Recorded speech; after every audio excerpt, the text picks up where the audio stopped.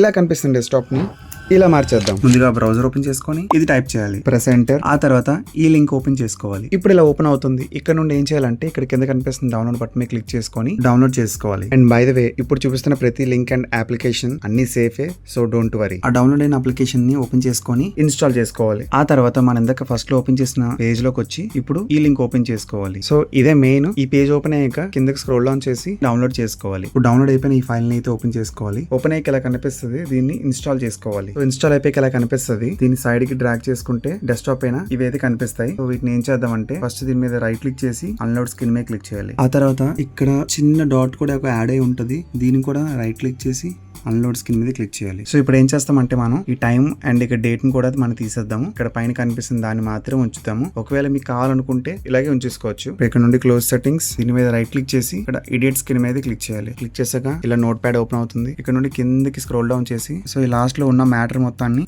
తీసేద్దాం. అలాగే కొంచెం పైకి స్క్రోల్ డౌన్ చేసాక ఈ దీన్ని అయితే ఉంచేద్దాము. దీనిపైన ఉన్న మ్యాటర్ మొత్తాన్ని తీసేద్దాం ఇక్కడ వరకు. అండ్ కొంచెం పైకి వెళ్ళాక ఈ పైన ఉన్న ఈ మ్యాటర్ కూడా తీసేద్దాం. ఓన్లీ ఈ మ్యాటర్ మాత్రమే ఉంచుదాం. ఆ తర్వాత కొంచెం పైకి స్క్రోల్ అప్ చేసి ఇక్కడ స్కేల్ అనే ఆప్షన్ దగ్గర 06 తీసేసి 60 అని టైప్ చేసుకోవాలి. తర్వాత ఫైల్ మీదకి వచ్చి ఈ ఫైల్ ని సేవ్ చేసుకోవాలి. ఒకవేళ మీరు ఏం చేంజెస్ చేసినా సరే దీంట్లోని ఆ తర్వాత మళ్ళీ దీని అయితే సేవ్ చేయాలి. అలాగే ఇక్కడ కింద ఉన్న రీసైకిల్ బిట్ ని కూడా మనం తీసేద్దాం. ఇప్పుడు నోట్ ప్యాడ్ ని క్లోజ్ చేసి దీని మీద రైట్ క్లిక్ చేసి రిఫ్రెష్ స్క్రీన్ మీద క్లిక్ చేస్తే ఓన్లీ ఈ పైన ఉన్న టెక్స్ట్ మాత్రమే ఉంటుంది. నెక్స్ట్ వాల్ పేపర్ మార్చాలి.